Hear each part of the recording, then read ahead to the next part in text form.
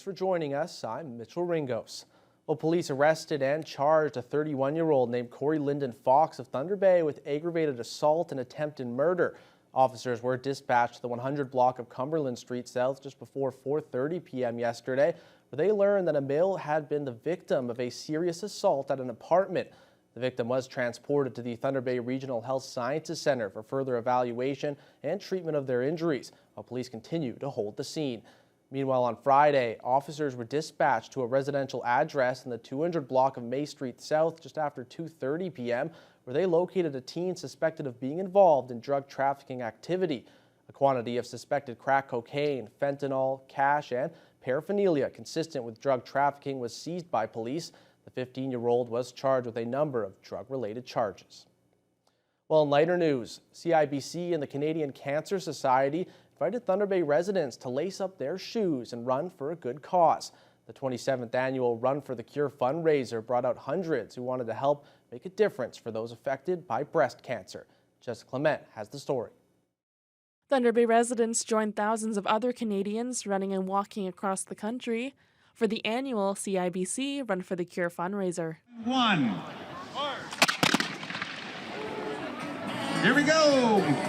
This year's run saw over 250 participants, walking or running either 1 or 5 kilometers, who wanted to show their support for those affected by breast cancer and who may be going through breast cancer treatment. We're here because over 28,000 women last year got diagnosed with breast cancer, and we run for all of them, and we're helping to make lives better, fuller, and to make a difference. This year, Thunder Bay residents have raised over $64,000, which will be going towards supports in breast cancer research. Run director Bonnie Titafronte says the run has had an enormous impact over the years. We're getting our chemotherapy programs have been improved.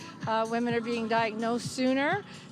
Treatments are getting a little bit easier, still not easy. We hope eventually that they'll be easier to get through. We have immunotherapy programs that are in place that are going along with chemotherapy plans, and we're just living longer, fuller lives. Lynn Gray says events like Run for the Cure provides a lot of support and hope for those who have been impacted by breast cancer. She herself received her cancer diagnosis in August of last year, and since then she has went through chemotherapy, surgery, and radiation, which finished in July. She says she doesn't know where she would be without the support of her family and friends. My chemo fairies, this is one standing beside me. Every treatment day they would come and leave something at the door just to brighten a not so bright day. Made things a lot easier and to cope with. It's very important to have the support, the love, the understanding behind you, just for your mental stability and to keep pushing through.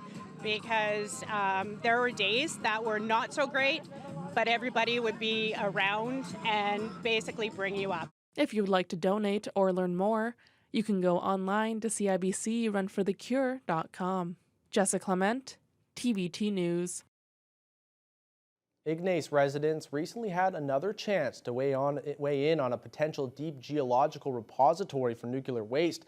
At the invitation of the Nuclear Waste Management Organization, the Township of Ignace hosted a Northwest Nuclear Exploration event. Carl Langdon was there. Exhibitors from across Canada filled the Ignace Recreation Complex for the Northwest Nuclear Exploration event, offering educational opportunities to area residents. Ignace Interim Mayor Kim Bakery says her priority is to empower community members to decide for themselves. My goal is to make sure that they learn what they need to learn to make an informative decision on this.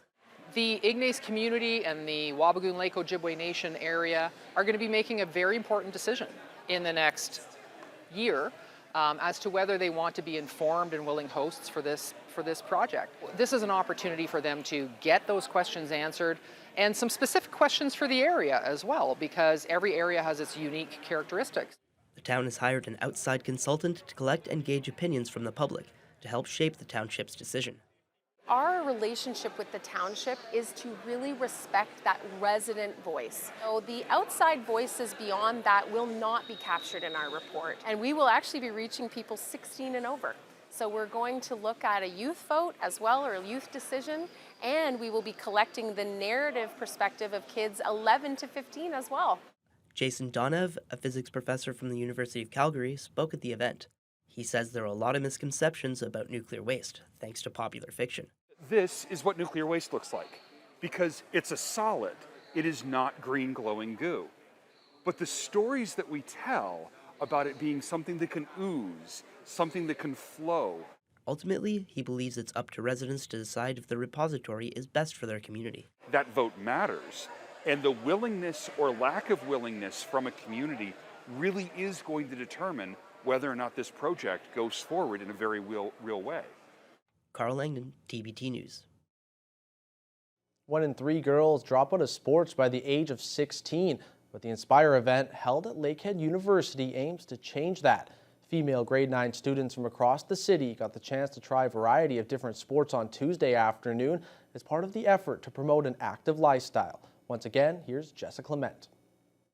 Grade 9 girls from schools across Thunder Bay converged on Lakehead University for an event that aimed to encourage students entering high school to be active. This was spearheaded by the City of Thunder Bay, the Thunder Bay District Health Unit. They brought this forward, and I think they saw a lot of attrition in the girls moving into high school and girls leaving sports, and those numbers were going down. So they thought there was a real need to go out and empower girls, to educate them and promote these types of activities. Ontario Power Generation spokesperson Chad Tanner says the studies show 1 in 3 girls drop out of sports by the age of 16. And to combat that, the Inspire Sports and Health for Life event brought over 400 students to meet leaders and role models, enjoy demonstrations, and participate in various activities.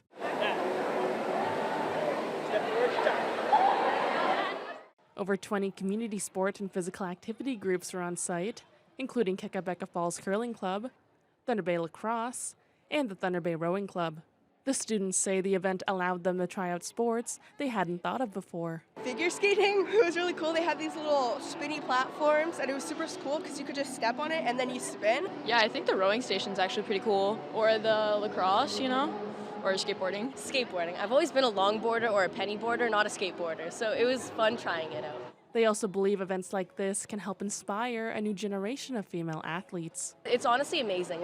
It gives girls who don't have much experience with sports, sort of a vision of how different activities can improve you as a person. A lot of girls aren't really interested in sports, and this helps them notice that they're actually really fun and they're not just for boys. It's really good for the community. I think it's really good for girls to have this kind of activity, and I don't know, I think it's really good for the mentality. Jessica Clement, TBT News. Well, you might be wondering why there's a fancy pumpkin next to me. Well, it's actually because Blues Farms kicked off its Fall Wonderland weekend with a visit from the Thunder Bay and District Giant Pumpkin Growers and their Pumpkin Mania event. Hundreds came down to the farm for the Giant Pumpkin Weigh-Off and a pumpkin drop. The fun started off in the afternoon, where local farmers had their giant pumpkins weighed. Out of 22 pumpkins, Ben Johnson took the crowd once again, with a pumpkin weighing in at 1,307 pounds. After the weigh-off was the star of the show, the pumpkin drop. 2 giant pumpkins were dropped from a crane, with one landing on a car and the other filled with candy for the kids. There were more giant pumpkins on scene compared to last year, and Johnson says it has to do with the number of new growers. With our club, we've had many new people come forward and say they wanted to grow giant pumpkins this year, so we got seeds to them. We just tried to promote it a little bit more, which helped out. Just contact our Facebook page, Thunder Bay District Giant Pumpkin Growers. Just post something on there and contact one of the members. We have monthly meetings to help everybody grow larger fruit. This weekend was the start of Blues Farms' fall activities, which will take place every weekend until the end of October. We're now joined by sports anchor Joe